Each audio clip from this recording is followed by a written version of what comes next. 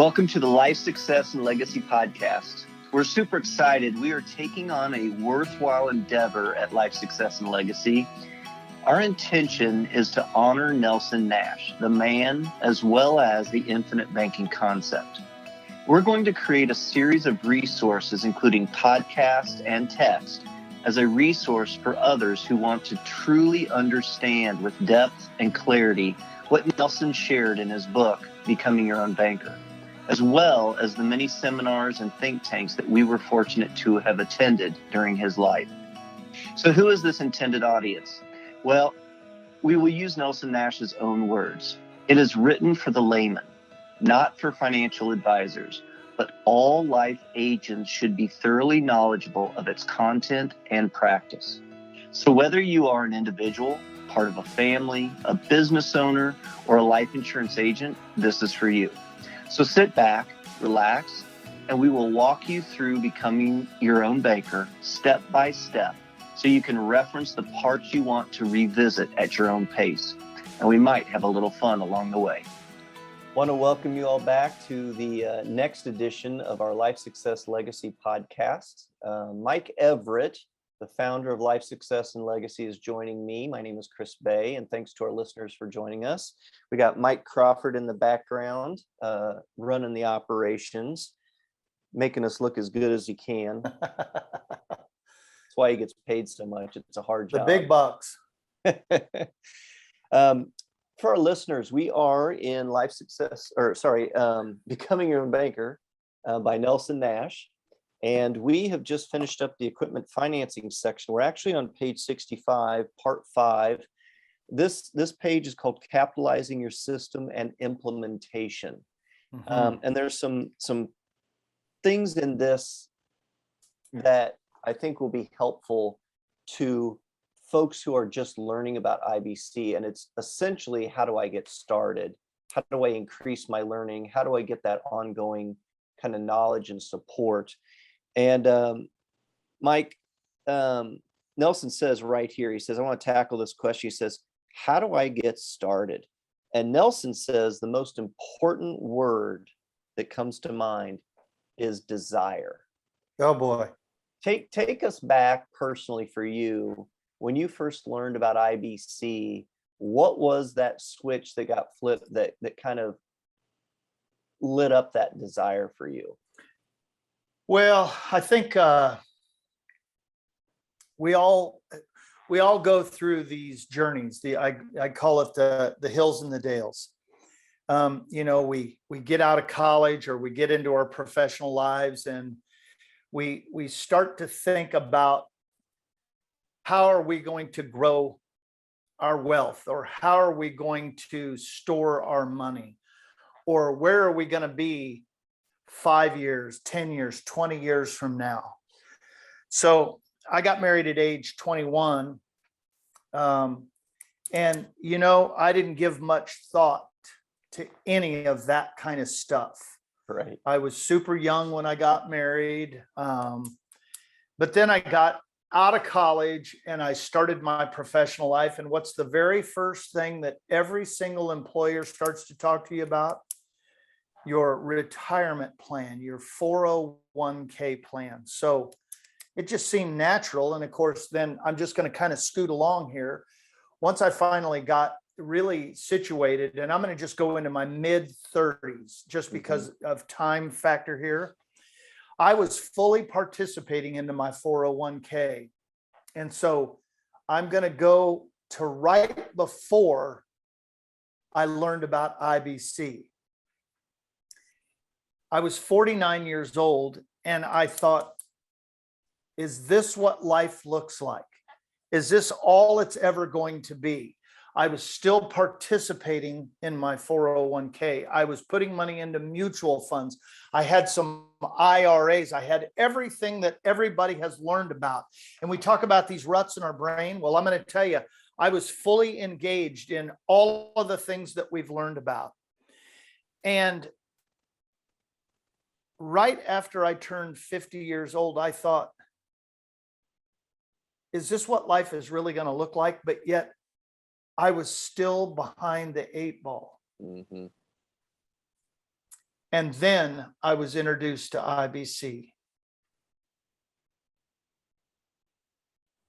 This is an emotional thing now, because when you start to think that this is all life is ever going to offer, you wonder, how in the world can we get out of the prison that has been set before us?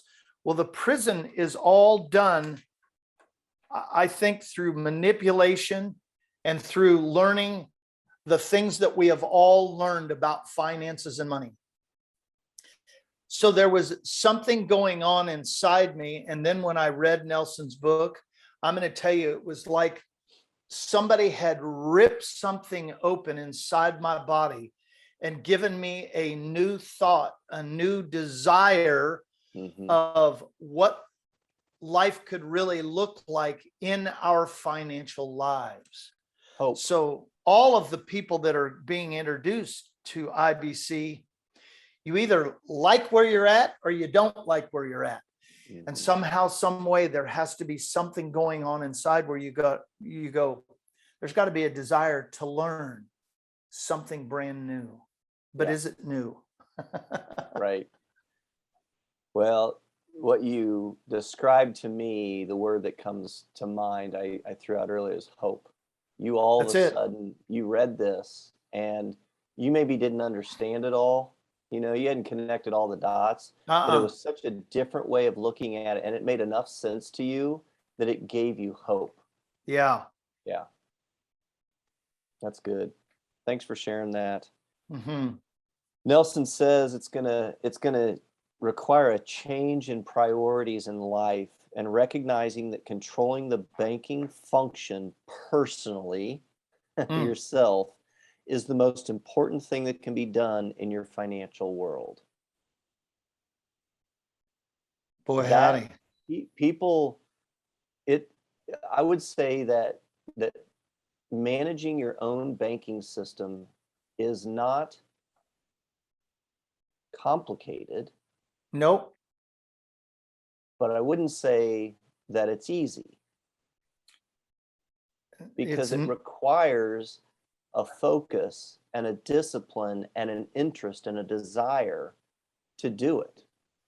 You know, as Nelson says, we all should be in two areas of work, right? How we make our income and banking. And of the two, banking's more important.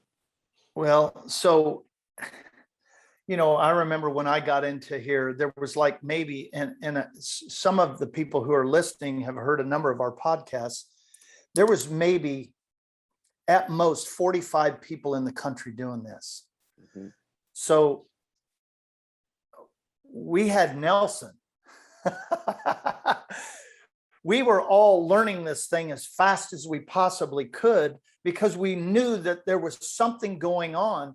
And so this is what prompted myself and a number of others to really dig in to learn how to be a coach. Because if I was experiencing this and you were experiencing this when you came to me, that means that there were thousands and thousands of people that wanted to get out of this prison that they were in.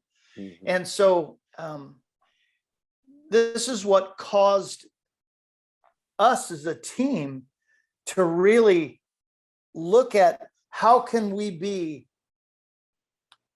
the best at this whole coaching piece, to take people from point A to point B, to get them to understand this is really something that we can help people think through in their financial lives. Because when people come to us, some of them are in a mess. Yeah. And we want to help them think through, how do you get out of the mess? Yeah. And it's interesting, over the years, since I've been involved with IBC, it used to be where you could say infinite banking and people would look at you cross-eyed. They're like, what are you talking about? I've never even heard of that. And that was me. I'd never heard of it. Yeah. But now, even last night, I got a message from one of our clients who heard IBC referenced in some interview. I mean, it's becoming more and more people are becoming more and more familiar with the concept. Yeah, They're like, that's oh right. yeah, is that life insurance thing? You know, they at least say that. Yeah. So here's Nelson's commercial for the importance of a coach. And that's what you were just referencing is, Yep. hey, we see the importance of coaching people through this, and we're going to do everything we can to increase our effectiveness at Yep. that skill. He says, I strongly recommend that you find a life insurance agent that is thoroughly familiar with the infinite banking concept to act as your coach. And he goes on to say here, they're probably familiar with questionnaires and other things to help you kind of identify your cash flow and help you maybe figure out ways to redirect or at least consider redirecting that. Well, another example of how we have really invested in that coaching process is we spent, and it's ongoing, it hasn't stopped. And this is where Mike Crawford comes in and Casey Morford, the guys who designed and developed our software system. Yeah. It's an incredible tool that we use to show people month by month if they were to redirect where their money's flowing, not changing their cash flow, but changing where it's flowing, the power of what can happen. And the software does that. And when we show people what's possible, it's not an emotional decision for them at that point. It's simply numbers. And they're like, well, why would I not this? In fact, last night I was presenting and a strategy, and Mary said, you know, this just sounds too good to be true. We get this, we get it all the time. And so, you know, part of what we do is, and most of the people that are listening to this have gone through a webinar or they've gone through a boot camp. So we take the educational piece of IBC very, very seriously, because we're not selling a product, we're teaching a process. And if we have helped people get completely familiar with the process through our educational piece, then when we get to the real coaching part of this, with the software, with us designing and helping people implement their own strategy, their own IBC system, then all of a sudden, yeah. And once again, I'm gonna start back up here. It's got to start with a desire to have some kind of change. But I'm going to just tell you straight up, think long term. Nelson's #1 principle. If somebody is expecting this to happen overnight, then you have completely missed what we're teaching. So even though we're going to use questionnaires, we're going to use some software, we're going to design a step-by-step strategy to help them see where they're going to be. Nelson says, above all, you got to be patient. It's going to take years to get this thing up and going, and it is a lifetime commitment, but yet we're helping people think through how they're going to utilize this thing, not just today, but 5 and 10 and 20 years from now, because we're not just teaching mom and dad how to do this. We're teaching their kids and they're teaching their grandkids how to utilize the system. Mike, this is kind of fun. I didn't think I was going to bring this up, but I've got this sitting here right on my desk. This is a form for one of my very first policies I bought with you as my coach. Uh-oh. And it is an ownership change form. And what we are doing is Sean and I are signing over ownership of a policy we started back in 2011 to our oldest daughter, who's 22 now. And she is receiving a fully funded IBC policy that has been capitalized for 10 years. Yep. Man, can you imagine if we had received something like that from our parents? Oh my goodness gracious. And it was a small policy. I mean, it was $1,000 a year annual premium, That's what we could, afford at the time. Right. And but the fact that we started it back there, we were disciplined in funding it and making sure we put the peas back on the shelf. And now she's receiving this, and she's going to get to do what she wants with it. And part of that is she has demonstrated an understanding of IBC. Well, Lily has come to a webinar. She's come to a boot camp. She's done the work. She's done the work. So, the bottom line is I'm going to transition to the next paragraph. That's right. It is very much developing a regimen of physical conditioning. So I use the example, hey, we're going to run a marathon. I'm not going to run a marathon, but I'm going to pretend that we're going to run a marathon. Could I go out and run a marathon today? I couldn't. So I've got to go out and I've got to run a half mile for a few days. Then I've got to go out and run a mile. Then I got to go out and run a 5K, then a 10K. So I've got to evaluate where I am and how I'm getting myself in shape in order to do this. But the awesome thing is, if you do this on a regular basis, wait a second here. If you utilize your system and you're doing all the things that we as coaches are teaching you how to do, pay your premium deposits, take policy loans, make policy loan repayments, and you're doing this on a regular basis, then what you've done is you're getting in shape to utilize your IB system in a high level way for not just today, but 10, 15 years from now. So I'm going to go back to Lily's policy that you just changed ownership. Mm-hmm. It took time, but now 10 years is gone. And doesn't it seem just like that? Oh, yeah. It does. So we help people think through all of the different things and how you utilize your system and how you make changes along the way will improve the results. Now, running with that same analogy of training for something, physical health wise, whether it's a marathon, triathlon, or just, to improve your fitness and your health. Yep. Research shows that you are much more highly successful when you have a community that you are involved in that's supporting you in that training process. Yep. There's encouragement, there's relationships, it's fun, all these things. And so you have this community that's supporting you. And Nelson goes on to say, when you're doing this, he calls it a wealth club, which sounds a lot like a health club, right? Yeah. But what he's saying is to be a part of a community. And we do that through various ways. One is our boot camps. Oh, man. Usually our boot camp attendance is split about 50-50 of existing clients. Yep. And folks who are new. And the interactions that happen, the questions that people ask, the examples that they share, the stories and all, it is a club. It is a oh man, and it's fun. It is. It's a blast. The other thing that we try to pay close attention to is when people have a certain circumstance in their life, and we think, or maybe even just a personality, and we think, wow, they could really benefit not only from the support that we give, but also from connecting with this client that we absolutely have, and connecting them and saying, hey, I think you guys would really hit it off, and here's a topic that I think you guys would share in that. And so we make those connections as well. And Nelson's just saying it's really important to have that connection and that community to increase your learning. Okay. Then he references several, and I know, Mike, you've read all of the books in the back of Nelson's book, I'm sure.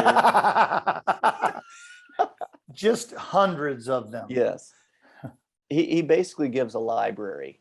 Yeah, he does. And if a person wanted to really learn and really have a deep understanding of where Nelson comes from, and also the wealth of information he has that goes into IBC, you can reference that list in the back of his book of all the books that he suggests.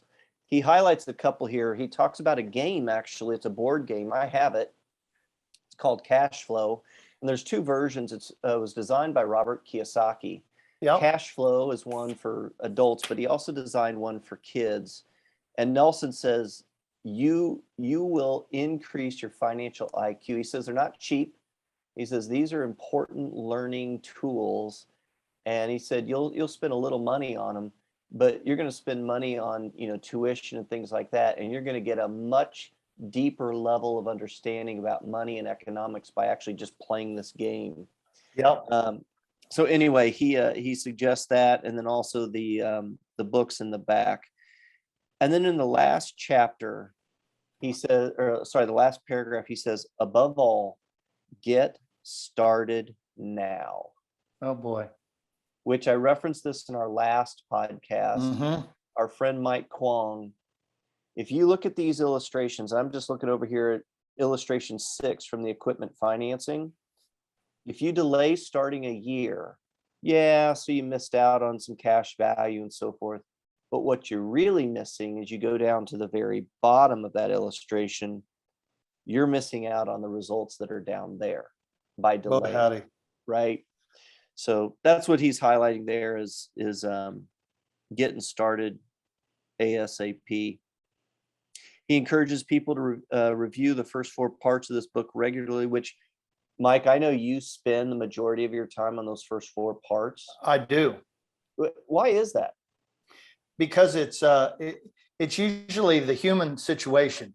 Yeah. It's really us having to kind of continue to change our thinking. So principle number 5 is rethink your thinking.